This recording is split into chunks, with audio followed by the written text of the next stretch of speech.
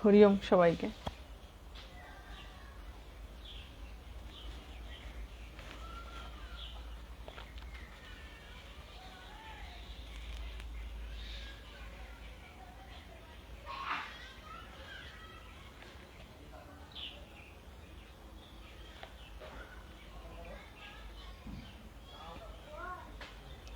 একটু শোনা যাচ্ছে কিনা, মানে আমার ভয়েসটা আসছে কিনা একটু জানাবেন। হ্যাঁ হ্যাঁ, আসলে আমি যে জায়গাটায় আছি সেখানে একটু নেটওয়ার্ক ইস্যু হয় সন্ধ্যের পর থেকে, যার জন্য দিনের বেলা লাইভ করলেই ভালো। দিনের বেলা লাইভ করলে একটু পরিষ্কারভাবে শুনতে পাওয়া যায়, আর না হলে সন্ধ্যের দিকে একটু নেটওয়ার্ক ইস্যু হয়, যার জন্য লাইভটা স্মুথলি শোনা যায় না, নেটওয়ার্ক প্রবলেম হয়, কেটে কেটে আসে, অনেকের শুনতে সমস্যা হয়। একটু জানাবেন শোনা যাচ্ছে কিনা ভয়েসটা। ওকে, থ্যাংক ইউ ভেরি মাচ। অনেকদিন পর লাইভে আসা হচ্ছে।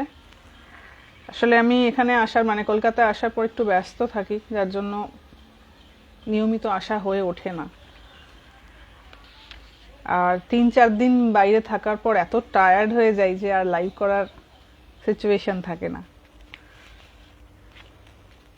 Recently okay, thank you. Recently আমি একটা বই পড়ছি, সেটা স্বামী তুরীয়ানন্দজির ওপর। তুরীয়ানন্দজির জীবন কেমন ছিল এবং জীবন সম্পর্কে তার কি মতামত, ধর্ম সম্পর্কে তার কি মতামত এবং আধ্যাত্মিকতা সম্পর্কে তার কি মতামত, এগুলো সব কিন্তু কোরিলেটেড। জীবন, ধর্ম, এগুলো সব বড় বড় টার্ম, ভারী ভারী শব্দ, কিন্তু যদি ধর্মের ভেতর ঢোকা হয় তাহলে আধ্যাত্মিকতার ভিতরেই ঢোকা হবে, কারণ এগুলো একে অপরের সঙ্গে লিঙ্কড কথাবার্তা। আচ্ছা আচ্ছা, ক্লিয়ার শোনা যাচ্ছে, বুঝতে পেরেছি। তুরীয়ানন্দজি ছিলেন আমাদের শ্রীরামকৃষ্ণের একজন ত্যাগী পার্ষদ, যিনি বেশ কিছু সময় বিদেশেও ছিলেন এবং স্বামীজি ওনাকে নিয়ে গিয়েছিলেন বিদেশে বেদান্ত প্রচারের জন্য। এবং ওনার সম্পর্কে স্বামীজি একটি কথা বলতেন, ওখানে বলেছিলেন বিদেশে, যে দেখো আমার মধ্যে তোমরা ক্ষাত্র তেজ দেখেছ, কিন্তু আমি এমন একজনকে তোমাদের সঙ্গে সাক্ষাৎ করাতে চাই যার মধ্যে তোমরা ব্রাহ্ম তেজ কেমন সেটা দেখবে। সেই তুরীয়ানন্দ মহারাজ যে বইটি আমি বর্তমানে পড়ছি সেখান থেকে আপনাদের কিছু কথা আমি শোনাবো, উইচ ইজ ভেরি ইম্পর্ট্যান্ট।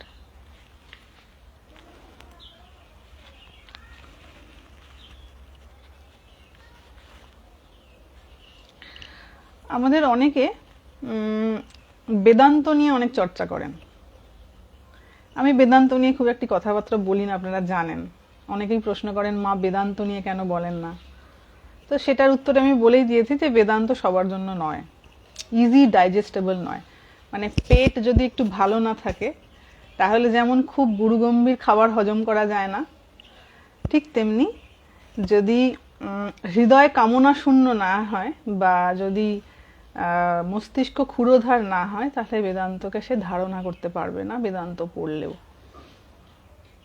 এবং গাইডেন্স ছাড়া বেদান্ত পড়লে বেদান্তের অনেক ভুলভাল ধারণা মনের মধ্যে চলে আসে, সেখান থেকে আবার মিসইউজ অফ বেদান্ত হয়ে যায়।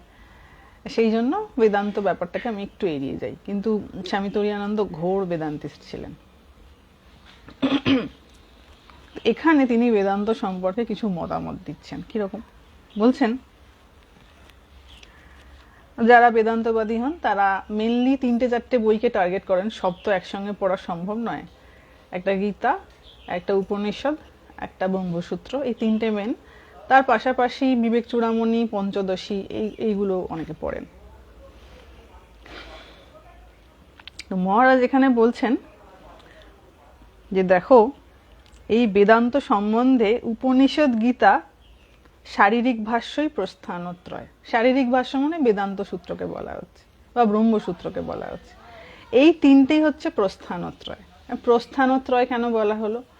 প্রস্থান মানে হচ্ছে তোমার এই যে দেহ বন্ধন, মানে বেদান্তের দিক থেকে তোমার এই যে দেহ বন্ধন, এই তিনটিকে কাটানোর জন্য তিনটে মেন প্রস্থান, এইটি তোমায় পড়তেই হবে, এই তিনটে।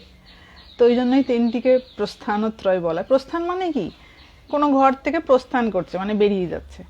তো যত বন্ধন রয়েছে, দেহের বন্ধন, মনের বন্ধন, সেই বন্ধন থেকে প্রস্থানের জন্য যেন এই তিনটে দরজা, মেন মেন দরজা, একটা ভগবত গীতা, একটা উপনিষদ, আর একটা হচ্ছে ব্রহ্মসূত্র।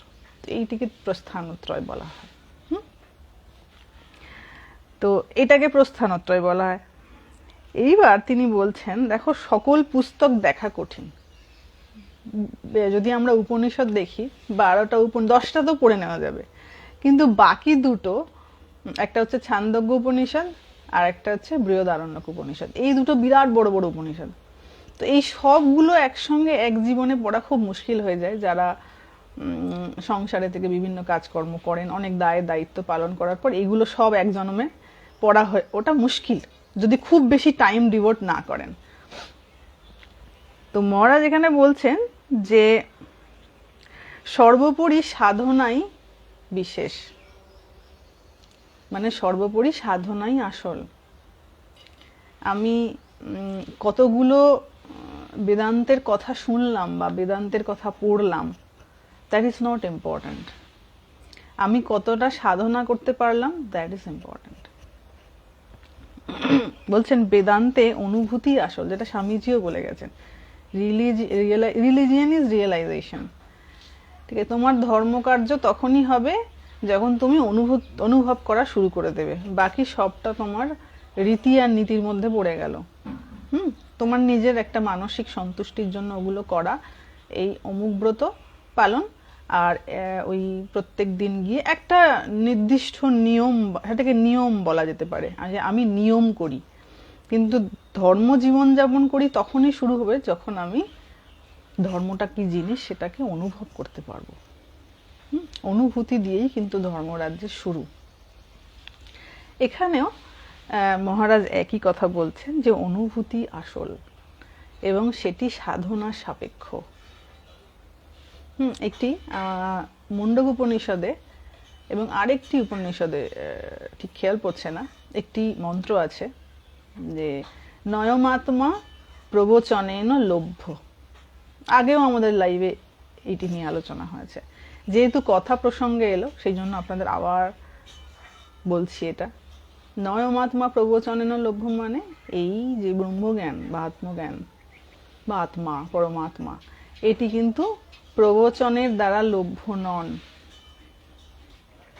মানে আমি খুব ভালো বলতে পারি, এত ভালো বলতে পারি আমার মতো কেউ বলতে পারে না, ডাজন্ট ম্যাটার।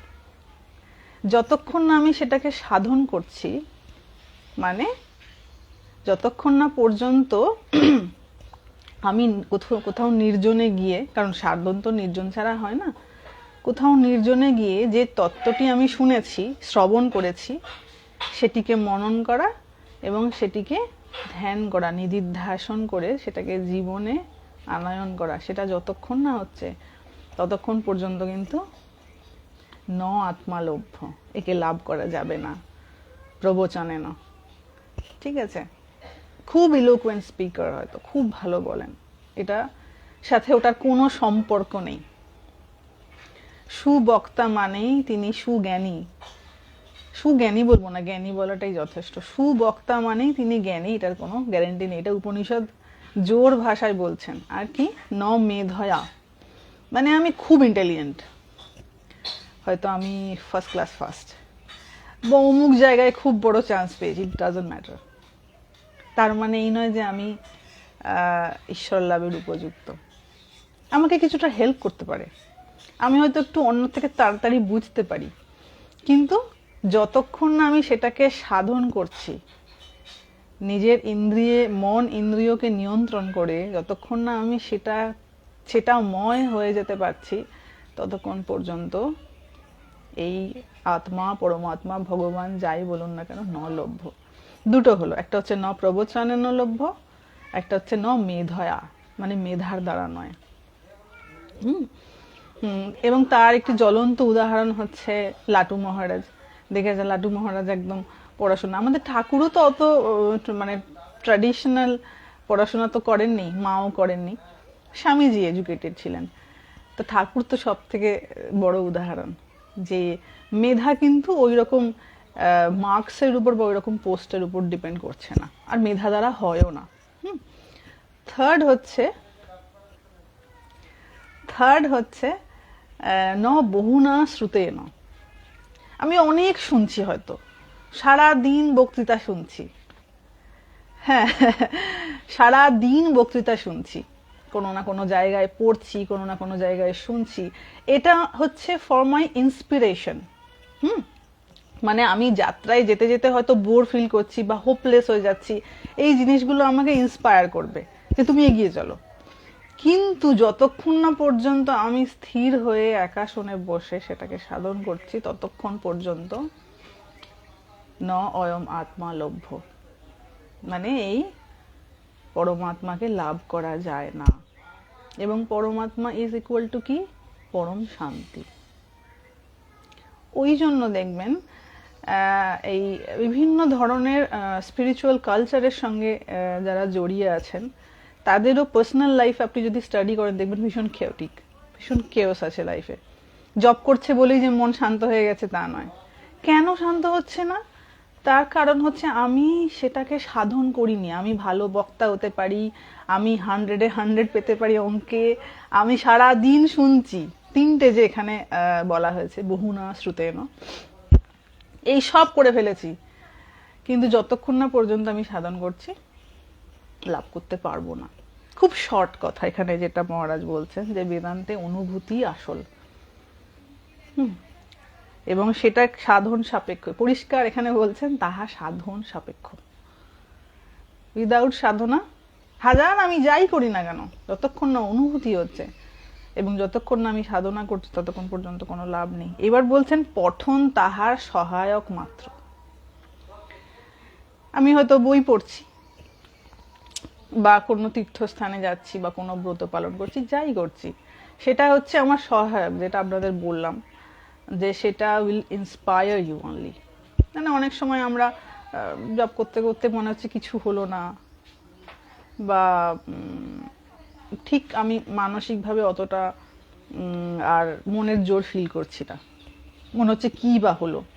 সেক্ষেত্রে এই পার্টগুলি বা যা যা আমরা করি, তীর্থ ভ্রমণ বলুন যাই করুন, সেগুলো আমাকে ইন্সপায়ার করতে পারে, দ্যাটস ইট। কিন্তু সাধনা আবশ্যক, উইদাউট সাধনা এটা সম্ভব নয়।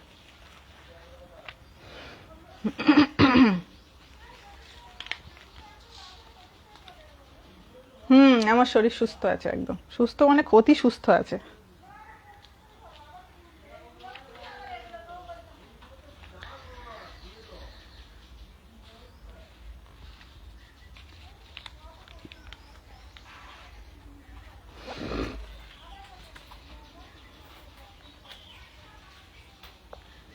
আরেক জায়গায় মহারাজ বলছেন যে এটা আই থিঙ্ক ভেরি ক্লিয়ার, তাই একটুখানি কিছু জব করেছি, একটুখানি কিছু আমি কারো সঙ্গ করেছি, তার মানে আমি বিরাট আধ্যাত্মিক ক্ষমতার অধিকারী হয়ে গেছি, এটা সম্পূর্ণ ভুল ধারণা।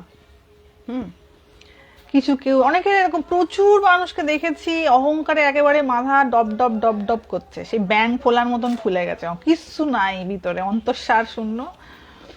একটুখানি বোধহয় কিছু হয়েছে বা কিছু একটা মানে ইনহেরিটেন্স, অনেকে ইনহেরিটেন্সের খুব অহংকার হয়ে যায়। আমার বাবার বাবা অমুক ছিলেন, আমার বাবা অমুক করেছিলেন, বা আমি অমুক বংশের, তিনি শ্রীরামকৃষ্ণের অমুকের সঙ্গে তার সাক্ষাৎ ছিল। তো কি মানে কি ভয়ানক বিচ্ছিরি টাইপের অহংকার, মানে আমি কিচ্ছু করতে পারিনি কিন্তু আমার অমুকের কে কার সঙ্গে কি করেছেন তার জন্য আমার অহংকার হচ্ছে।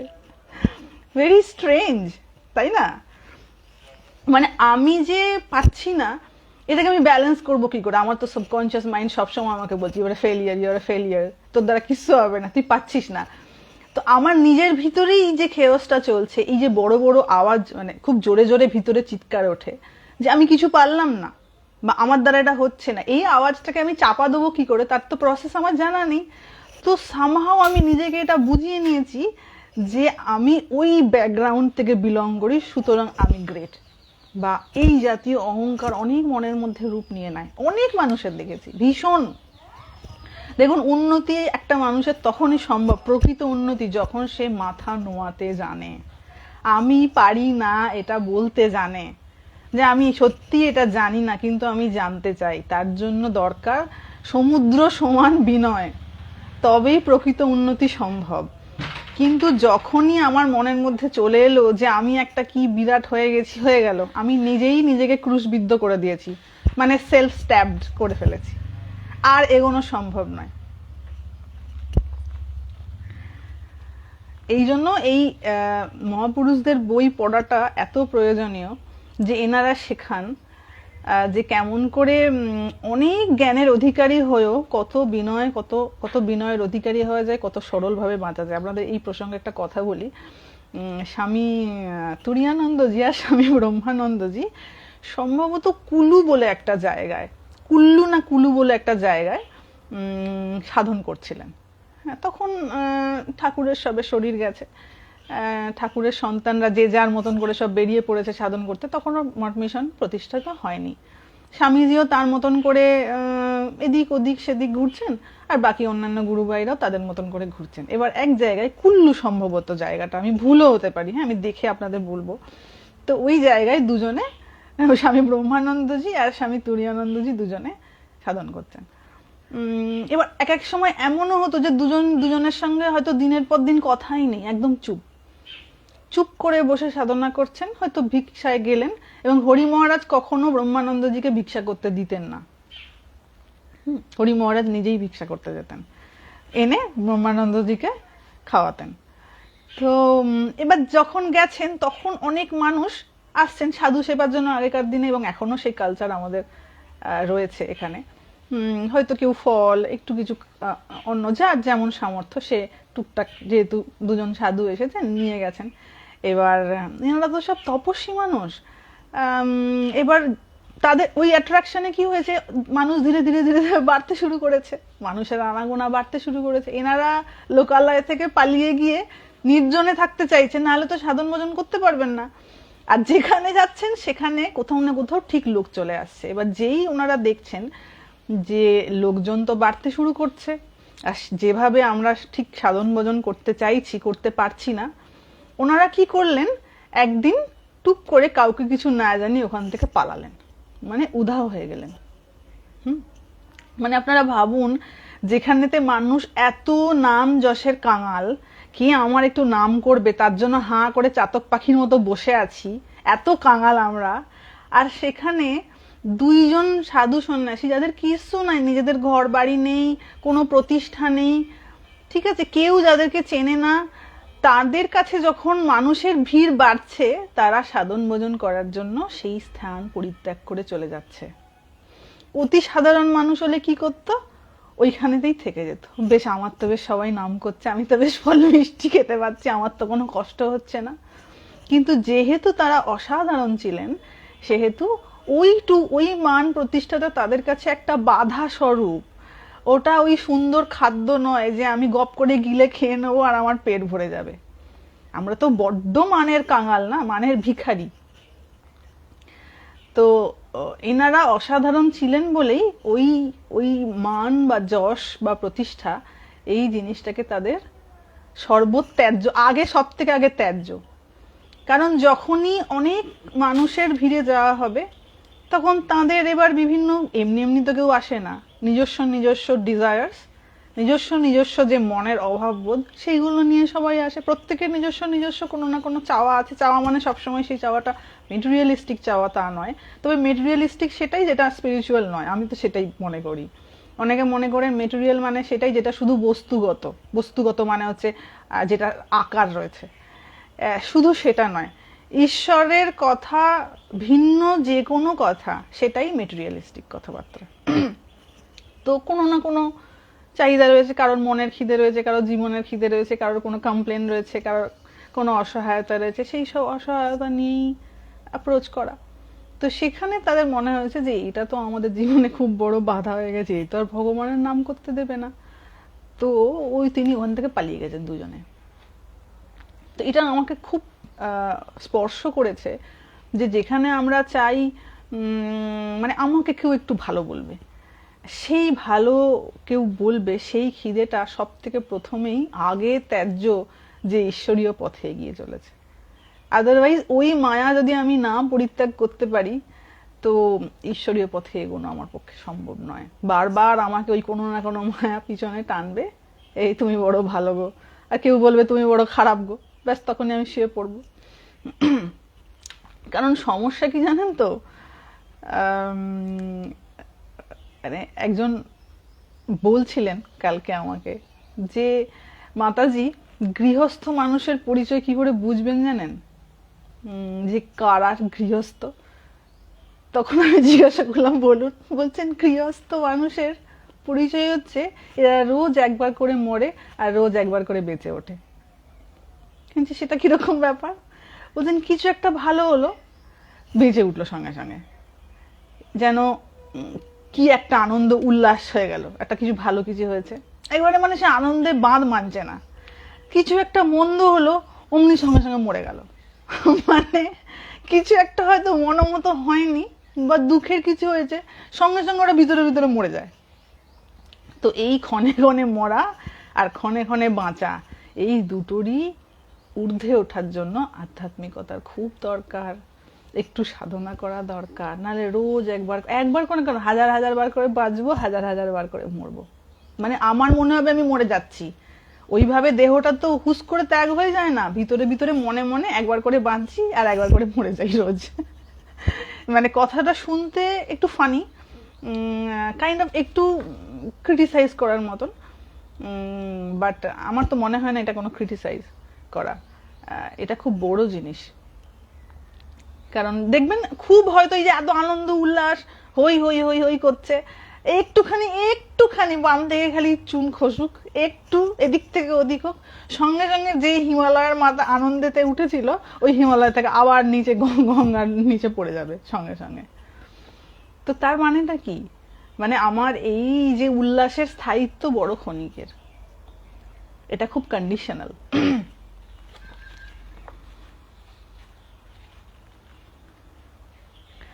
তো এখানে মহারাজ বলছেন যে দেখো, মন্ত্র ও দেবতা অভেদ। আমাদের তো অনেকের প্রশ্ন থাকে, আত্রা মন্ত্র জপ করে কি হবে? তো মহারাজ এখানে বলছেন মন্ত্র ও যে দেবতার তুমি মন্ত্র পাঠ করছো, এবার অনেকের অনেক কনফিউশন হয়ে যাবে যে কৃষ্ণ তিনি তো ভগবান স্বয়ং, তিনি তো দেবতা নন, অনেক জটিলতা রয়েছে। আমি বলবো বাবা, জটিলতার নাশ সেদিনই হবে, ঠিক আছে, যেদিন আমি ওই একটা স্থানে পৌঁছবো আধ্যাত্মিক, বাকি শুধু ঝগড়া, এইটা এই নয় আর ওইটা ওই নয়।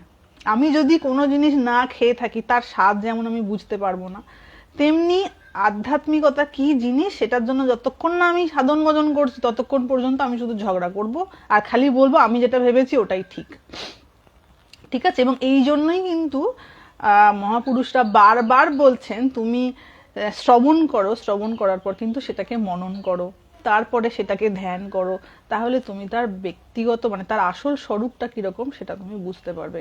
আদারওয়াইজ শুধু তোমার মনের মধ্যে কনফিউশন হবে, শুধু কনফিউশন।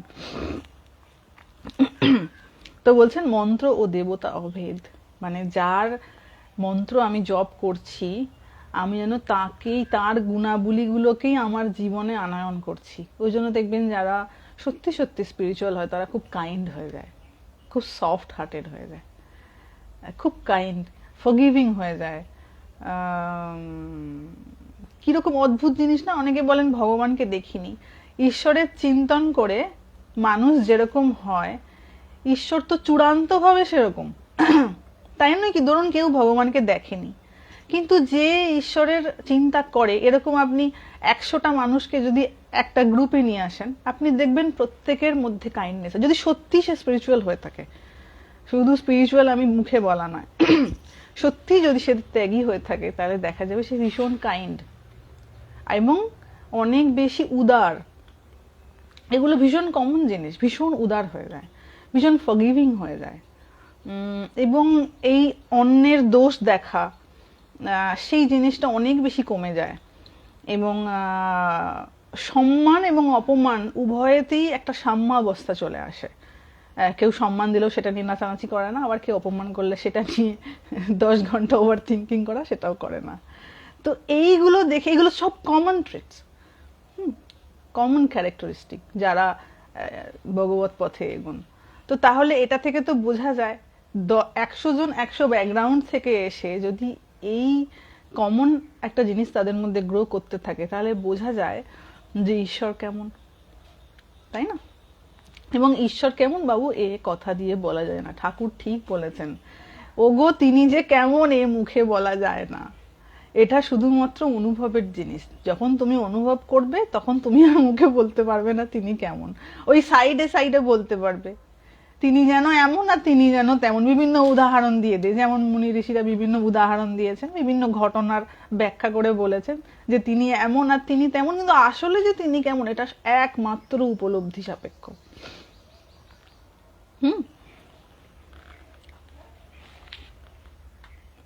তো এখানে বলছেন মন্ত্র ও দেবতা অভেদ।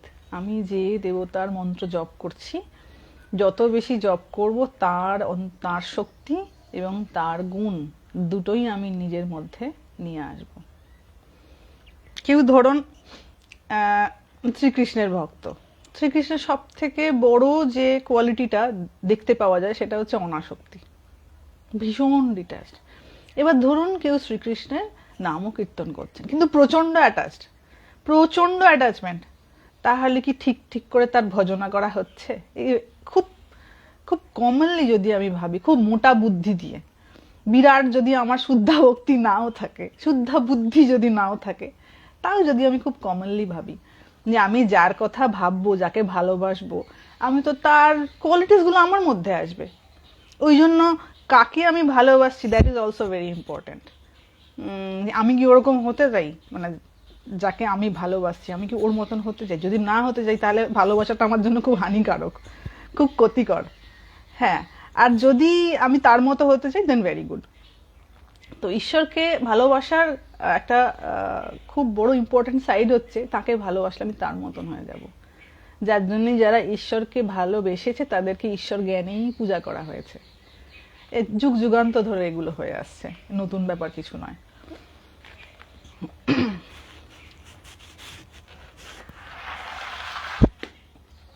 তো ধরুন শ্রীকৃষ্ণের আমি ভজনা করি, কিন্তু আমি ভীষণ অ্যাটাচড, দেন আমি ঠিক ঠিকভাবে পাচ্ছি না, মানে আমি ঠিক ঠিক পথে এগোতে পারছি না। আর আমি ভালোবাসি যে বলছি, ওই ভালোবাসাটা কিন্তু ভালোবাসা নয়, কারণ এটা হতেই পারে না। আমি যদি সত্যি ভালোবেসে থাকি শ্রীকৃষ্ণকে, তার বিভিন্ন কোয়ালিটিস আমার মধ্যে আসবেই আসবে, আসবেই আসবে। যদি না এসে থাকে তাহলে বুঝতে হবে আমার ভালোবাসায় খাদ আছে কোথাও, আমি শুধু মুখে বলছি আমি ভালোবাসি। হ্যাঁ, তো এখানে বলছেন মন্ত্র ও দেবতা অভেদ। যে মন্ত্র আমি জপ করছি, যে দেবতার মন্ত্র, আমি তাকেই যেন আমার ভিতরেতে স্থান দিচ্ছি, মানে আমার ভিতরটা তিনিময় হয়ে যাবেন ওই মন্ত্র জপ করতে করতে।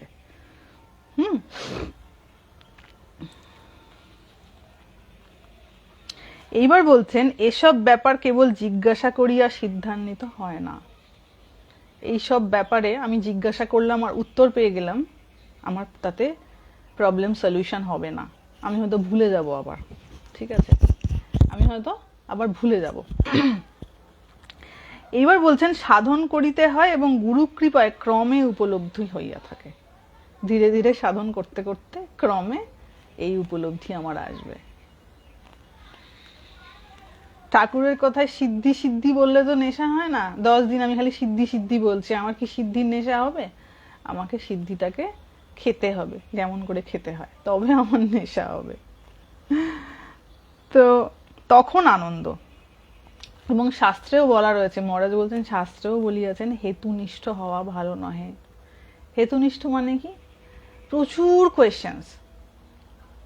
এইবার অনেকে বলবেন মা তাহলে জিজ্ঞাসুর কথা তো বলা হচ্ছে শাস্ত্রে, তাহলে ওইটা কি জিনিস? জিজ্ঞাসু, সঠিক জিজ্ঞাসু সেই জিজ্ঞাসার যে উত্তরটা সে পায় সেটাকে সে সাধন করে। শুধু জিজ্ঞাসাই করে চললাম, আমাদের মনে অনেক জিনিস সম্পর্কে অনেক ভুল ধারণা রয়েছে। আমার মনে জিজ্ঞাসা এসছে, ধরুন 10টা প্রশ্ন এসছে, আমি 10টা প্রশ্ন জিজ্ঞাসা করলাম, somehow আমি সেটার উত্তর পেলাম, আমি কি সেটাকে সাধন করছি বা সেটাকে রিয়েলাইজ করার জন্য আমার যা যা করণীয় সেটা করছি? যদি না করে থাকি তাহলে জিজ্ঞাসু নয়। ওই 10টা প্রশ্নের উত্তর আমি কি পেয়েছি আমি আর 1 মাস পর আবার ভুলে যাব, আবার 100টা প্রশ্ন মনের মধ্যে আসবে, মানে আমার শুধু র্যান্ডম কোয়েশ্চেন্স আসতে থাকে, আর আমি মনে করি নিজেকে জিজ্ঞাসু। একে জিজ্ঞাসু বলা হয় না। জিজ্ঞাসু হচ্ছে সেই যে ঈশ্বরকে পাওয়ার জন্য জিজ্ঞাসা করে, শুধু মনে প্রশ্ন এসেছে বলে জিজ্ঞাসা করে নেয় তা নয়, মানে সে সিকার, অ্যাকচুয়ালি সে খুঁজছে ভগবানকে। তো এই রকম যার জিজ্ঞাসা যে আমি আমার প্রশ্নটার উত্তর খুঁজছি কারণ আমি ঈশ্বরকে পেতে চাই বা বুঝতে চাই তিনি কেমন, তার জিজ্ঞাসাই জিজ্ঞাসা। বাকি আমি জিজ্ঞাসা করে ভুলে গেলাম প্রশ্নের উত্তর, বা সেটা নিয়ে আমার আর কোনো বদরেশন নেই, জাস্ট মনে এসছে জিজ্ঞাসা করে নিলাম, সেটাকে জিজ্ঞাসু বলে না। এবং সেই ধরনের জিজ্ঞাসাকেই এখানে বারণ করা হচ্ছে, যে শাস্ত্রে বলা হচ্ছে হেতুনিষ্ঠ হওয়া ভালো নহে।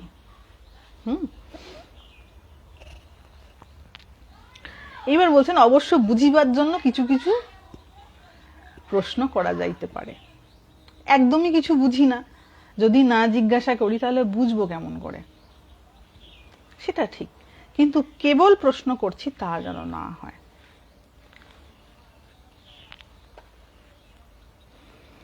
এইবার বলছেন কিন্তু সাধন করিতে করিতে ক্রমণ সকল আপনি উপরত হইয়া যায়। প্রশ্নের উত্তর পাওয়া তখনই সম্ভব যখন আমি নিজে একটা নিষ্ঠার সঙ্গে এগোবো। ছন্ন ছাড়া জিনিস তো অনেকেই করেন, অনেকে বলেন আমি নাম করেন, আপনি কিছু কোনো নাম করেন, বলেন ওই মাঝে মাঝে করি, যেন সেই মাঝে মাঝে আলু ভাজা খাওয়ার মতো। হ্যাঁ, একদিন শখ গেল আলু ভাজা খেলাম, এটা ঠিক তেমন ব্যাপার। যার কাছে আমার সব থেকে বিপদের দিনে আমি আশ্রয় চাইতে যাই, সেই আমার কাছে টেকেন ফর গ্রান্টেড।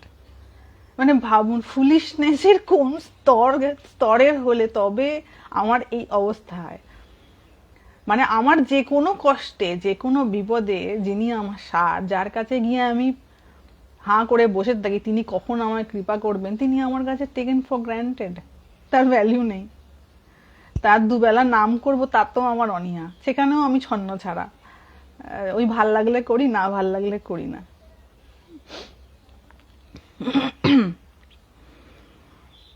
তো সাধন বিনা প্রশ্নের বিরাম অসম্ভব। যদি সাধন না করি তাহলে প্রশ্নের বিরাম আমার হবে না, এবং যে প্রশ্ন হবে সেগুলো যত বেশি আমি সাধন ভজন করব আমার প্রশ্নের মানও তত উন্নত হবে।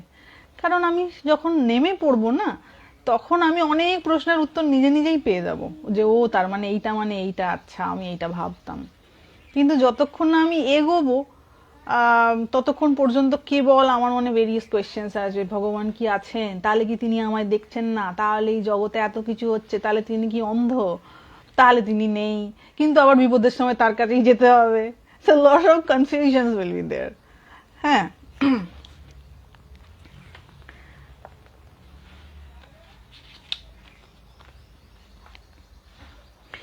এবার বলছেন প্রশ্ন যেমন ভিতরে হইতে হয়, কিছু প্রশ্ন তো হইতে হয়, সেইরূপ সাধন দ্বারা তত্ত্ব নিশ্চয় হইলে তবেই ভিতরের সকল সন্দেহের অবসান হইয়া যায়। ঈশ্বর আদৌ আছেন কিনা সেইটা বোঝার জন্য কিছু কিছু তো ঘটনা আমাদের জীবনে ঘটে, যেটা দিয়ে আমরা বুঝতে পারি তিনি আছেন। ঘটে না যে তা নয়, প্রত্যেকের জীবনে এমন ঘটনা ঘটেছে যেটা তিনি ভেবেছিলেন একরূপ, অন্য রকম ভাবে যেন কোথা থেকে সবকিছু আমার ফেভারে হয়ে গেছে, তারপরেও বিশ্বাস হয় না। সেই বিশ্বাসটা হওয়ার জন্য একটু আমাকে স্থির হয়ে বসতে হবে, তাকে একটু টাইম দিতে হবে, তাই না? চাকরি পেতে গেলে তো চাকরির পড়াশোনা করে তাকে তার জন্য টাইম দিতে হবে। মানুষ 15 ঘন্টা 16 ঘন্টা পড়ছে না খাওয়া ভুলে গিয়ে, কি না ভালো চাকরি পাবো। তা ভাবুন যে চাকরি রিটায়ারমেন্ট হয়ে যাবে, তারপরে হয়তো ভালো চাকরি হলে আমি পেনশন পাবো, কিন্তু অন্য ব্যাপারগুলো তো আমি ভাবি না বা ভাবছি না, সেগুলোর জন্য দুঃখ পেতে হবে যদি আমি সেই বিষয়ে ঠিক কনসিয়াস না হই। দেখা গেল একদিক দিয়ে করতে গেলাম, আরেক দিক দিয়ে জল গলে গেল, তাই না? তো ঠিক তেমনি ঈশ্বরীয় পথেও আমাকে একটু টাইম দিতে হবে। ভগবান বেশি চান না, বিশ্বাস করুন, একটুখানি চান যে একটুখানি তুমি আমার জন্য করো, মানে আমার কথা একটু একটু ভাবো, আমি তোমার জন্য এত এত ভাববো। তখন মনে হবে ভগবান তো তাহলে বোধহয় বিষয়ী মানুষদের মতন। তা নয়, আমাকে জীবনে কিছু একটা পেতে গেলে কোনো একটা কর্মের মধ্যে দিয়েই পেতে হবে। জীবনে এমন কোনো কিছু আমরা পাইনি যেটা কর্ম না করে। নিজেরা নিজেদের জীবনে ভেবে দেখুন, যে কোনো জীবনে প্রাপ্তি, সেটা সুখ প্রাপ্তি হোক বা দুঃখ প্রাপ্তি হোক, এমন কোনো কিছু কি আমরা বিনা কর্মে পেয়েছি? কোনো না কোনো কর্মের জন্যই পেয়েছি। তো আমি ভগবানকে পেতে চাইছি, সেটা কোনো রূপ কর্ম ছাড়া পেয়ে যাব, সেটা কি হয়? সেটা তো এই সৃষ্টির বিরুদ্ধ কথাবার্তা।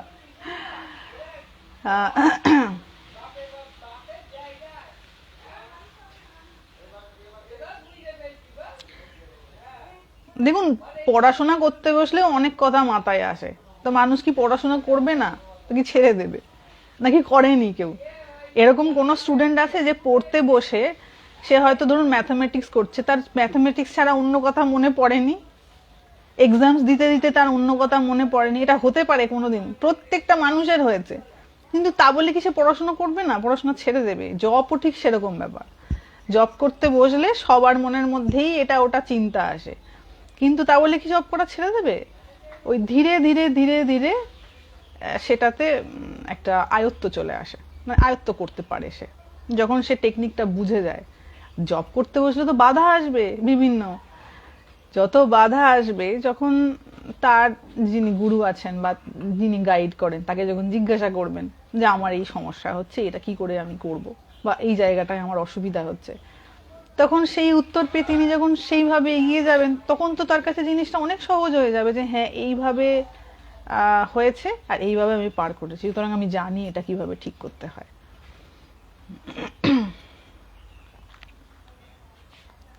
তো যখন সন্দেহের অবসান হয় তখনই শান্তি, বিশ্রান্তি লাভ। কেন শান্তি হচ্ছে না? কারণ আমার সন্দেহের অবসান হচ্ছে না, আমি কনফিউজড। সেই কনফিউশন থেকে আসে অ্যাংজাইটি। কি কি যে চাইছি আর কি যে করছি, করতে ইচ্ছা এক, সেটা পাচ্ছি না। যেটা করলে শান্তি পাবো সেটা করতে ইচ্ছা করছে না। কনফিউশন। তো সেই কনফিউশনের জন্য আসে অশান্তি। আর কিছুতেই মনের মধ্যে মন শান্ত হয়ে বসতে পারছে না, সব সময় কিছু না কিছু নিয়ে একটা আমার ছটপট ছটপট করছে। এটাই মেইন রিজন, জানেন তো। আমি চাই একটা জিনিস, সেটা আমার মনের মতো করে হচ্ছে না, তাই মনে শান্তি পাচ্ছি না। আর যেটা করলে মনে শান্তি পাবো সেটাও জানি, কিন্তু সেটা করার আমার ইচ্ছা নেই, বা সেটা করার জন্য আমাকে যে মনের নিয়ন্ত্রণ করতে হবে, ওইটাতে বড় কষ্ট হতে আমার ভয়। ওই জন্য আমি ওটা করতে পারছি না, আমার ওটা করতে আমার ভালোও লাগে না। এই যে ধরুন, অনেকে মনে করেন সন্ন্যাস বড় কঠিন পথ বা ত্যাগ বড় কঠিন পথ। প্রায় কম বেশি সবারই এটা ধারণা যে যারা আধ্যাত্মিক পথে গেছেন তারা অনেক ত্যাগ স্বীকার করেছেন, অ্যান্ড অ্যান্ড মানে তাদের জীবনটা খুব কষ্টের এবং খুব কঠিন। তো আমি আপনাদের পার্সোনালি বলছি, বিশ্বাস করুন, এটা মোটেই কষ্টের জীবন নয়, সত্যি কষ্টের জীবন নয়। কারণ কি, যারা ত্যাগ করেনি তাদের জীবনটাও সুখের নয়। এটা আমি নিজে চোখে দেখেছি। যখন যাই হাওড়া স্টেশন দিয়ে ধরুন বাসে উঠেছি, দেখতে পাই কত মানুষ রাস্তার ধারে বসে আছেন, জিনিস বিক্রি করছেন, রাস্তার উপর দিয়ে পিল পিল করে মানুষ যাচ্ছে, কি না আমি দুটো অর্থ রোজগার করব। এবং প্রত্যেকের মাথায় নিজস্ব নিজস্ব টেনশন। বাড়িতে পরিবার আছে, কারোর মা আছে, বাবা আছে, বা স্ত্রী পুত্র সন্তান আদি আছেন। আমি তো ব্যক্তিগতভাবে দেখতে পাই তাদের থেকে আমি অনেক ভালো আছি, বা তারা আমার থেকে অনেক বেশি কষ্টে রয়েছে। তো শুধু তারা নয়, যখন এমনি কোনো মানুষকে দেখি কি কষ্ট ভিতরে, হয়তো মেটেরিয়ালি তার কাছে অনেক কিছু রয়েছে, কিন্তু ভিতরে পরম অশান্তি। তো এই এক্সপিরিয়েন্স থেকে বলছি, এটা একদম ঠিক কথা নয় যে যারা সন্ন্যাসী হয় তারা অনেক কষ্ট পায়, তারা কষ্ট পায়, কিন্তু কষ্টের বিনিময়ে যেটা পায় সেটা তুলনাহীন, সেটার কোনো তুলনা নেই। তাদের প্রত্যেকটা মুহূর্তের কষ্ট, কষ্টের যে সম্মান, কষ্টের যে মূল্য, সেই কষ্টের মূল্যটা ভগবান তাদের 10,000 গুণ ফিরিয়ে দেন। যে তুমি আমার জন্য এইটুকু ত্যাগ স্বীকার করেছো, আমি এতটা তোমার জীবনে ফিরিয়ে দেব। কিন্তু যদি ঈশ্বরকে ভুলে গিয়ে আমরা কোনো ত্যাগ স্বীকার করি, তারও বিনিময়ে পাই, কিন্তু সেটাতে আমাদের মন ভরে না, মনে হয় বোধহয় কিছুই পেলাম না, এই পেলাম, এত কিছু ত্যাগ স্বীকার করলাম, তার বিনিময়ে এই পেলাম, হ্যাঁ এইটা আমার যোগ্য ছিল। তো খুব কমপ্লেন করতে থাকি তখন আমাদের। আর যারা শুধু আমি সন্ন্যাসী বলছি না, যারা ভগবানের নিমিত্ত প্রাণ সমর্পণ করেছে, তাদের মনে হয় ভগবান আমাকে যা দিয়েছেন, যেটুকু দিয়েছেন, সেটা মোর দ্যান এনাফ। মানে আমি হয়তো এতটা পেতামই না, তিনি কৃপা করে দিয়েছেন, তাই পেয়েছি। তাই সব সময় মনে হয় ঈশ্বরের দেওয়াটা অনেক অধিক আমি যা পেতাম জীবনে। আর ঈশ্বরকে ছেড়ে দিয়ে আমরা যা কিছু পেতে চাই, তখন মনে হয় ভগবান যা দিয়েছেন তা আমার এক্সপেকটেশনের থেকে অনেক কম, কিচ্ছু দেয়নি আমাকে, খালি আমাকে কষ্ট দুঃখ দেয়, আমারই খালি পরীক্ষা নেয়। হয় না মনে এরকম? কিছুতে সন্তুষ্টি আসে না। কিন্তু ঈশ্বরকে একটু ভালোবাসলে মনে বড় প্রশান্তি, মনে হয় যা পেয়েছি অনেক পেয়েছি, মানে এত নিয়ে আমি কি করব, রাখার জায়গা নেই, এরকম মনে হয়।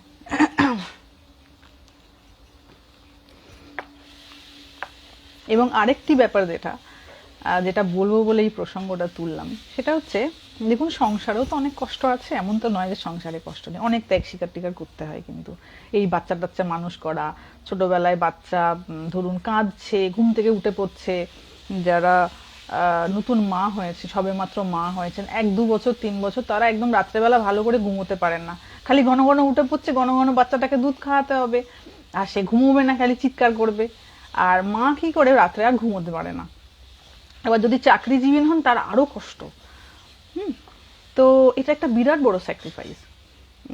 এবং তারপরে তাকে লালন পালন করা, তার যাতে কোনো কষ্ট না হয় সেটা দেখা, তার টেক কেয়ার করা, তার জন্য নিজের অনেক কিছু প্রয়োজন আমরা স্যাক্রিফাইস করি। তো অনেক এটাও সাংসারিক রাস্তা, মানে বৈবাহিক রাস্তাও কিন্তু খুব কষ্টের, নো ডাউট।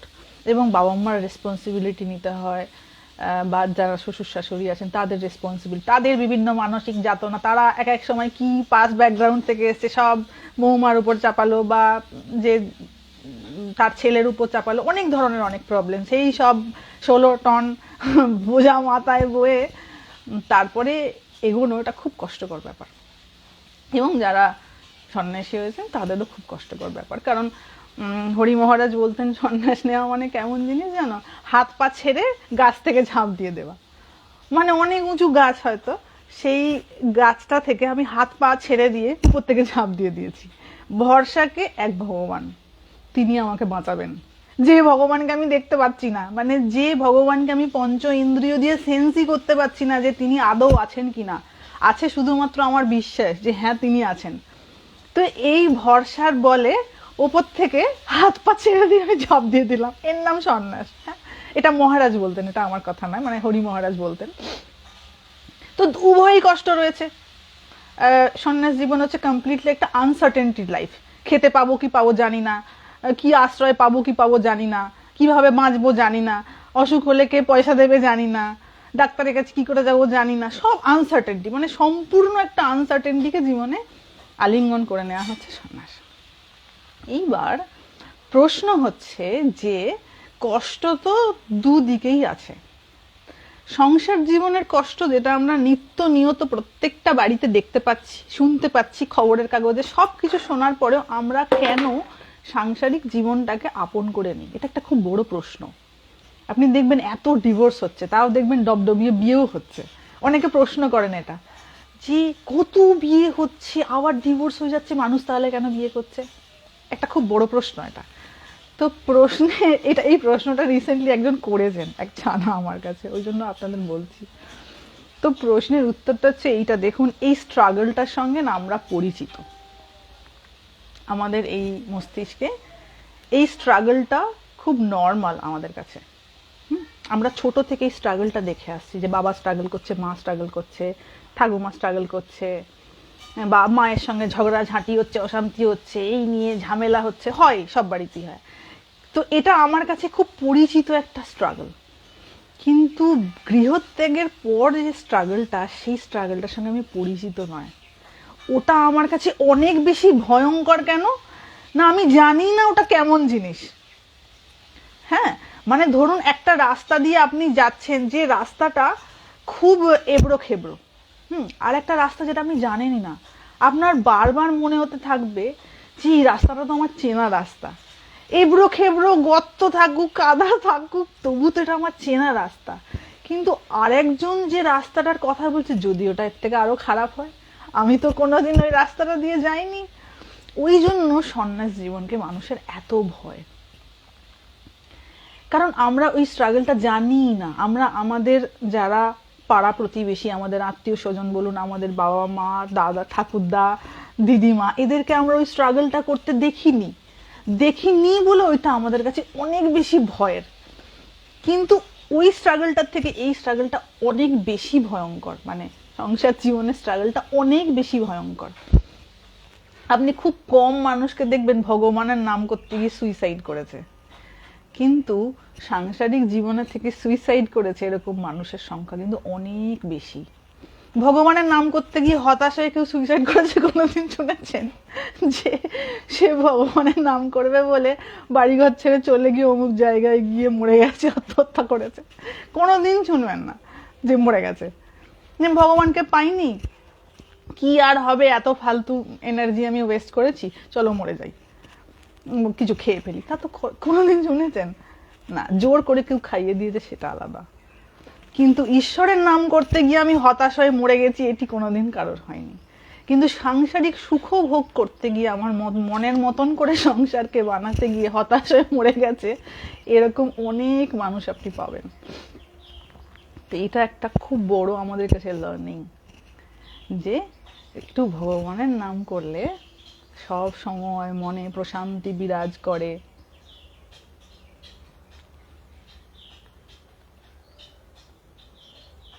ডবডবিয়ে বিয়ে কথা ওটা এমনি এসে গেছে মনের মধ্যে, মানে লাপাতে লাপাতে আর কি, লাপাতে লাপাতেই তো করে না, which is very good thing. Marriage is a very good institution যদি আমি জানি হাউ টু পারফর্ম ইট।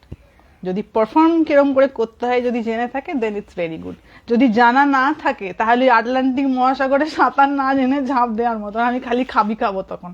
ওই মাছগুলোকে দেখেছেন তো, যখন মাছ ওলারা বিক্রি করে এরকম করে খাবি খায়, বা কোনো জ্যান্ত মাছকে হয়তো জল থেকে তোলা হয়েছে, খাবি খাচ্ছে মাছটা, আমি কিন্তু ঠিক ওরকমই খাবি খাবো, যদি আমি না জানি এই সংসার রূপী সমুদ্রতে সাঁতার কেমন করে কাটতে হয়। আর আমি একটি সুন্দর বোটে ছিলাম, মা বাবা রূপী বোটে, সেখান থেকে আমি টুক করে সমুদ্রে, মানে তখনও আমি সমুদ্রেই ছিলাম, কিন্তু একটা প্রোটেক্টেড, একটা ছোট্ট বোটের মধ্যে ছিলাম, সংসারের মধ্যে ছিলাম কিন্তু প্রোটেক্টেড ছিলাম, যাদের মা বাবা একটু সাপোর্টিভ হয়। আর যাদের মা বাবা সাপোর্টিভ নয়, তারা জন্ম থেকেই ভাসছে সমুদ্রে, মানে সাঁতার তো শেখেনি কেউ, শেখালে শেখাবে ভগবান, যদি কৃপা করে সাঁতার শেখাবে, যদি না শেখান তো জন্ম থেকেই সে সমুদ্রে ভাসছে সাঁতার না জেনে। যদি কর্ম ভালো থাকে, ওই জন্য কর্ম ইজ ভেরি ইম্পর্টেন্ট। কর্ম ভালো থাকলে কি জানেন তো, ধরুন আপনি কিচ্ছু জানেন না, পথ চলতি মানুষ এসে আপনাকে শিখিয়ে দিয়ে যাবে, জানো তো এইরকম করে সাঁতার কাটতে হয়, তুমি পাটা এরকম করবে, হাতটা এরকম করবে, দেখবে ঠিক সাঁতার শিখে যাবে। এরকম করে কোনো পথ চলতি মানুষ এসে আপনাকে শিখিয়ে দিয়ে যাবে জীবনের শিক্ষা, যদি কর্মা ঠিক থাকে। ওই জন্য সৎ কর্ম করে যাওয়া ভীষণ দরকার। কখন কোন জায়গায় কে কিভাবে, ঈশ্বর কোন রূপে এসে আমার কোন মহা সাহায্য করে দিয়ে চলে যাবেন, আমার কোন দুঃখ দূর করে দিয়ে চলে যাবেন নিমেষে, আমি সেটা জানি না।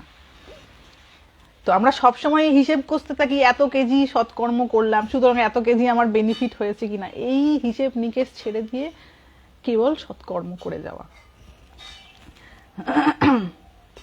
কারণ যত অবতাররা এসেছেন, তাদের সবাইকে কর্ম করেই অবতার হতে হয়েছে। ধরুন কোনো অবতার সে কিছু করেনি, চুপ করে বসে থেকেছে, তাকে কি অবতার বলা হতো? কোনো না কোনো কর্ম তাকে করতেই হয়েছে। সেটা ভগবান রাম হোক, ভগবান কৃষ্ণ হোক, এনারা কি মানে বছরের পর বছর সমাধিস্থ হয়ে বসে থাকতে পারতেন না? পারতেন তো, সেই ক্ষমতা তো এনাদের ছিল। কিন্তু তারা কর্ম করে গেছেন। সেই জন্য সৎকর্ম ভেরি ভেরি ইম্পর্ট্যান্ট। এখানে বলছেন ভগবত কৃপায় যাহার হয় সেই জানিতে পারে। মানে এই মনের যে শ্রান্তি বা সমস্ত সন্দেহের নিরসন, এটি ঈশ্বর যাকে বলে, যাকে জানিয়ে দেয়, সেই জানতে পারে।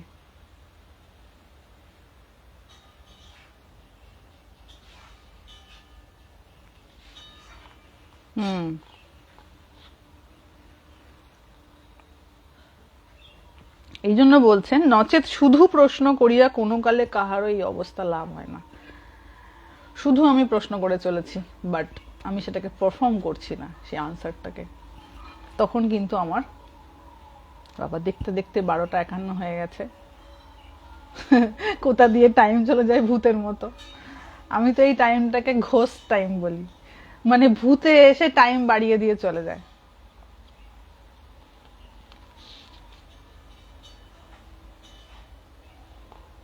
হ্যাঁ, এটা কিন্তু একদম ঠিক কথা বলেছেন। ভগবানের সান্নিধ্যে যারা এসেছেন তারা কিন্তু নূতন করে বাঁচতে শিখেছেন।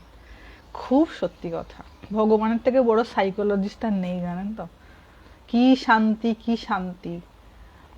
মানে যত রকমের, ওই একটা কথা আছে না যে বৈদ্য নারায়ণ হরি, আগেকার দিনে যারা সাধু সন্ত ছিলেন তারা বলতেন ঔষধম জাহ্নবী তোয়ম বৈদ্য নারায়ণ হরি।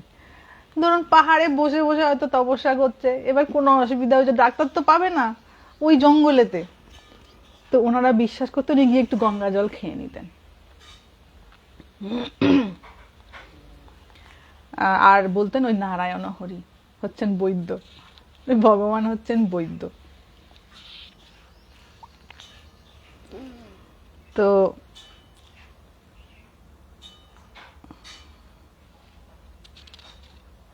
তার উপর বিশ্বাস রাখলে তিনি ঠিক কোনো না কোনো রাস্তা দেখান। এই বিশ্বাস থাকা খুব দরকার।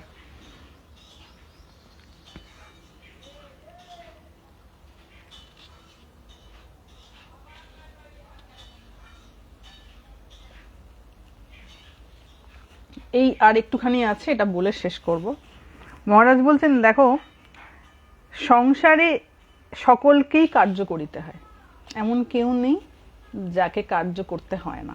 সবাইকে কার্য করতে হয়, না করি কোথাও যাইবার উপায় নাই, পালাবার কোনো উপায় নেই যে আমি এটা না করে কোথাও পালিয়ে যাব, করতেই হবে। তবে যে নিজের স্বার্থ সিদ্ধির উদ্দেশ্যে কর্ম করে, তাহার কর্ম তাহাকে পাশ হইতে না মুক্ত না করিয়া বন্ধন ঘটায়। এখানে স্বার্থ সিদ্ধির উদ্দেশ্য মানে কি? তাহলে কি নিজের জন্য কোনো কর্ম করব না? নিজেকে তো বাঁচতে হবে। তার মানে হচ্ছে যে আমি কর্ম করলাম কিন্তু প্রভুর নিমিত্ত কর্ম করলাম। প্রভুর নিমিত্ত মানে আমি যে কোনো কর্ম করছি, সেই কর্মের উদ্দেশ্য কিন্তু তিনি, আমি তাকে অর্পণ করে দিই। রান্না করছি, আগে তাকে অর্পণ করে দিই, তারপর প্রসাদ খেলাম। যে কোনো কর্ম করছি, অনেক টাকা মাইনে, ভালো চাকরি পেয়েছি, সামান্য একটু অর্থ 10 টাকা 11 টাকা কোথাও একটা তাকে কোনো মন্দিরে দিয়ে তারপর এলাম। যদি একান্ত আমার খুব অসুবিধা হয়ে থাকে একটুখানি তাকে দিয়ে, তার নিমিত্ত, তার কার্য করছি। দেহে তা যদি অন্য কাউকে আমি দেব না ঠিক করি, এই দেহে তার বাস, একেই সুস্থ রাখবো, সুন্দর রাখবো। তো উদ্দেশ্যটা যেন তিনি থাকেন। উদ্দেশ্যটা যদি আমি হয়ে যাই, দেন একটা খুব বড় সমস্যা হয়ে যাবে। তখন আমি আর নিজেকে নিয়ে সামলাতে পারবো না। ওই তিনি তো সারা জগৎ সামলাচ্ছেন, গ্রহ নক্ষত্রের দশা গতি সব সামলাচ্ছেন, ওই তিনি আমাকে সামলাবেন। আমি যদি নিজেকে সামলাতে যাই খুব গোলমাল হয়ে যাবে, মানে আমি নিজেকে সামলাতে পারবো না, তখনই খাবো। তো ওই জন্য নিজের ভার যত বেশি তাঁর উপর ছেড়ে দিয়ে কর্ম করা যায়, তত বেশি নিশ্চিন্ত হয়ে থাকা যায়। কারণ কি, আমার মনের মতন ফল হতে হবে এই এক্সপেকটেশনটা তখন আর থাকে না। যখনই মনে হয় আমার মনের মতো ফল হতে হবে, তখনই সমস্যা। যখন এটা আমি ভেবে নেব যে ঈশ্বর যা দেবেন সেটাই আমার জন্য কল্যাণময়, সেটা এইটুকু হোক বা এত বড় হোক, এটা সময় কাল স্থান অনুযায়ী এটাই এখন আমার জন্য প্রাপ্য, এইটুকু সময়ের জন্য। যখন এর থেকে বেশি কিছু আমার প্রাপ্য হবে, আমি কর্ম করে যাই, যখন সময় আসবে নিশ্চয়ই আমি পাবো। এইটুকু জিনিস তাকে যদি আমি অর্পণ করে দিতে পারি, যে প্রভু সব তোমার আমি অর্পণ করে দিই, তোমার সংসার আমিও তোমার, তুমি জানো। এই প্রসঙ্গে একটি কথা মনে পড়লো, হরি মহারাজের যে বাবা ছিলেন তিনি নারী দেখতে জানতেন, মানে হাতের নারী গোনা না, নারী দেখতে জানতেন। তো এবার নিজের যখন দেহত্যাগের সময় হয়েছে, 1 বছর আগেই তিনি বলে দিয়েছিলেন যে আমি 1 বছর পর কিন্তু দেহত্যাগ করব। ভাবুন, একজন গৃহস্থ মানুষ।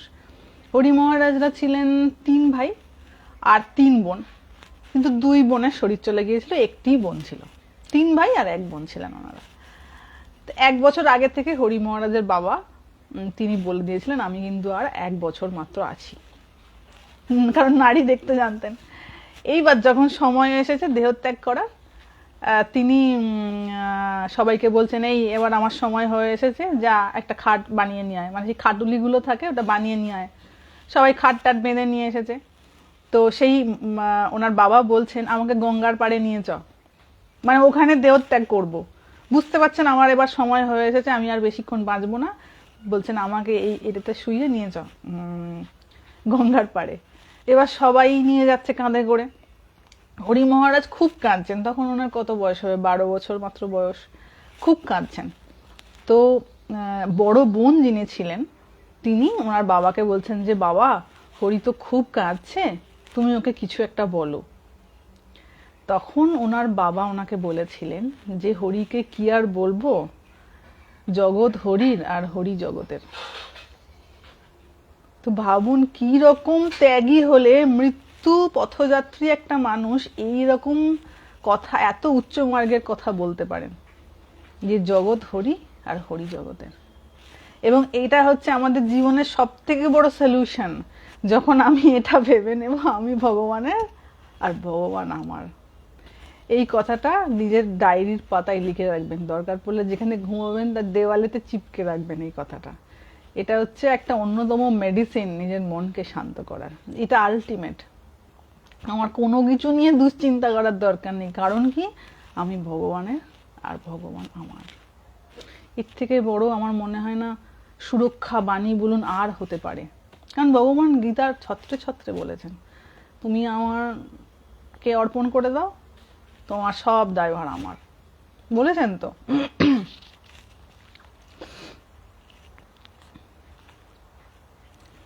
তো যে এইরূপ ভাবে কর্ম করে সে কেবলমাত্র তার বন্ধন, মানে কর্মবন্ধনের থেকে মুক্তি পেতে পারে। তো হ্যাঁ, তারপরে বলছেন যে এইভাবেই কর্মপাশ ছিন্ন করতে হয়। আমি নই তিনি কর্তা, এই বোধে পাশ ছিন্ন হয়, এবং এটাই সত্য। আমি কর্তা নই, এক তিনি কর্তা। এই তো বলে বলে আমাদের হেজে গেছে, মানে শুনে শুনে শুনে শুনে কানের পোকারাও শিখে গেছে, যারা মাথার ভেতরে ঘিলুতে রয়েছে যে সমস্ত ব্যাকটেরিয়ারা, ওরাও শিখে গেছে যে তিনি কর্তা। কিন্তু যতক্ষণ না এটা আমার ভিতরে যাচ্ছে যে সত্যি আমি কর্তা নই। হ্যাঁ, যাকে ভালো লাগে, মা, ঠাকুর, স্বামীজি, শিব, পার্বতী, গণেশ, কার্তিক, কালী, দুর্গা, কৃষ্ণ, যাকে ভালো লাগে, যে রূপে আস্থা হয়, ওই তার সাথেই সংযোগ করে বলে আমি তোমার আর তুমি আমার। এতে বড় শান্তি, বড় সিকিউরিটি মনের। কারণ ভগবান যার রক্ষাকর্তা তাকে কে ইনসিকিউর করবে, তাই না? ওই জন্য যারা ঈশ্বরের নাম করে তারা ইনসিকিউর হয় না। অনেক বড় বড় জিনিস আছে, অনেক বড় পোস্টের অধিকারী দেখবেন তার অনেক ইনসিকিউরিটি আছে, কিন্তু যে ভগবানের চরণে নিজেকে সমর্পণ করে দিয়েছে তার ইনসিকিউরিটি নেই। কেন? সে জানে যে এই জগতের যিনি সৃষ্টি করেছেন তিনি আমার রক্ষা করছেন। এর থেকে বড় সিকিউরিটি আর হতে পারে? যখন অর্জুনের রথ ভগবান কৃষ্ণ চালাচ্ছেন, তখন কি অর্জুন ইনসিকিউর ছিল কি জানি কি হবে, যুদ্ধ জিতবো কি জিতবো না? ও নিশ্চিন্ত যে আমি জিতবো, যাই হয়ে যাক না কেন। তো এই ভরসা যে তিনি আছেন। আর বাকি দেহত্যাগ তো একদিন না একদিন সবার হয়, সেটা আমারও হবে। এতে আর কি এমন ব্যাপার আছে? খুব যদি দেহত্যাগ না হতো তাহলে কি জীবন বড় সুখের হতো নাকি? কোনোদিন কারোর হয়েছে? ধরুন 500 বছর বয়স, তো জড়াই 200 বছর, তাই না? 500 বছর মানে ধরুন একটা যদি 70 বছরের জীবন হয় কারোর, সেটাও এখন অনেক বেশি হয়ে যাচ্ছে। 70 বছরের জীবনে ধরুন 50 বছরের পর থেকেই আমি ধরে নিচ্ছি তার বার্ধক্য, কারণ এখন আমরা যা যা খাবারপত্র খাচ্ছি, ও 25 বছরে দেখি মানুষের চুল পেকে গেছে, দাড়ি পেকে গেছে, 30 বছরে তো দেখছি প্রায় ভালো রকম পেকে গিয়ে মুখে ওই, আবার যদি তার উপর উল্টোপাল্টা জিনিস খাওয়া, ঘুম না হওয়া, আর মানে অন্যরকম খুবই অনিয়মিত জীবনযাপন থাকে, তাহলে 30-এর পর তাকে মোটামুটি 40 পার মনে হওয়া শুরু হয়ে গেছে। এজিং তাড়াতাড়ি হয় তো। তো 50-এর পর থেকেই যদি ধরা হয়, তাহলে 70 বছরের জীবনে যদি 20 বছরের আমার বার্ধক্য থাকে, তাহলে 500 বছরের জীবনে কত বছরের বার্ধক্য থাকবে? 150 বছর তো থাকবে বটেই। তো ধরুন ভগবান এখন 70 বছর থেকে কমিয়ে 100 বছর, এই 500 বছর করে দিল আয়ু, তবে সেটা ভাল লাগবে? তো যখন আমরা ঠিক করে অ্যানালিসিস করব না, তখন বুঝতে পারবো যে মৃত্যুটা কখনোই কষ্টের জিনিস না, সত্যিই কষ্টের জিনিস না। যদি খুব ভালো করে আমরা জীবনকে নিয়ে অ্যানালিসিস করি, যে জীবনে বেঁচে থাকতে থাকতে আমার কত সুখ হয়েছে, তখন দেখবেন যে ওটা হচ্ছে একটা ফুল স্টপের মতন। মানে একটা বাক্য শেষ হয়ে যেমন একটা আমরা ফুল স্টপ দিই, আবার একটা নতুন বাক্য শুরু করি, ফুল স্টপটা হচ্ছে মৃত্যু। ওরকম ভাবে মৃত্যু তো আমাদের হয় না, দেহের পরিবর্তন হয়, একটা দেহের পর একটা, একটা দেহের পর একটা, আমাদের কর্ম অনুযায়ী দেহ প্রাপ্তি হয়, এবং সেই অনুযায়ী এবার আমি যেমন যেমন কর্ম করেছি সেই অনুযায়ী মাতা পিতা, সেই অনুযায়ী ভাই বোন, তাদের সঙ্গে সম্পর্ক। সব সময় যে ভালো কর্ম করলে আমার ভীষণ ভালো বাবা মা হবে, এটা কিন্তু আমি বলছি না। অনেক সময় অনেক এত ভালো কর্ম করেছি যে ভগবানের আমি বড় প্রিয় হয়ে গেছি। দেখবেন এমন এক ধরনের ফ্যামিলি দিয়ে দিয়েছে, আপনি ফ্যামিলিতে তিষ্ঠ হতে পারলেন না, জ্বলে পুড়ে ফ্যামিলি থেকে পালিয়ে গিয়ে ভগবানের চরণে আশ্রয় নিয়ে নিলেন, এটাও হতে পারে। তো সব সময় যা কিছু সাংসারিক ভাবে নেগেটিভ, সেটা সব সময় পারমার্থিক ভাবে নেগেটিভ হবে তা কিন্তু নয়।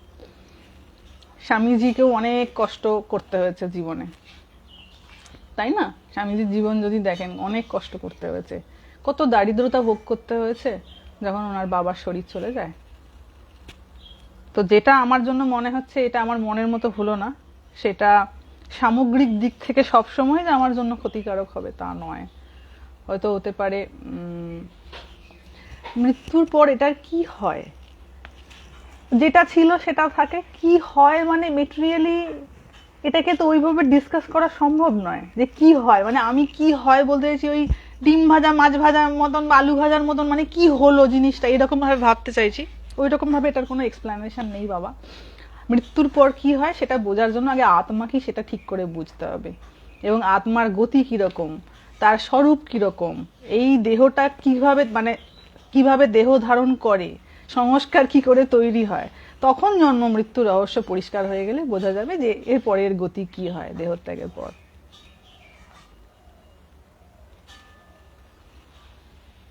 আপনাকে এখন আর মাতাজি মাতাজি লাগে না, ভালো কথা তো, যেটা লাগে সেটা লাগে, মানুষ মনে হয় এটাই অনেক, তাই না?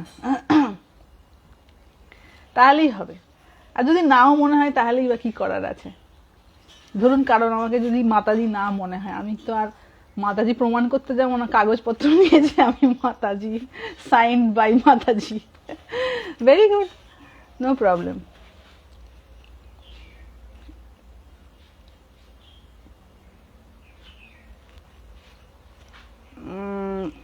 দেখুন পুরাণের মানে বুঝতে গেলে না আগে একটু একটু তত্ত্বজ্ঞান একটু থাকতে হবে। ওই জন্য না প্রথমেই পুরাণের মধ্যে প্রথমে যাবেন না, কারণ লীলা বুঝতে গেলে আগে একটু তত্ত্ব বোঝাটা দরকার। মানে নিত্যকে বুঝলে তবে একটু লীলা বোঝা যায়।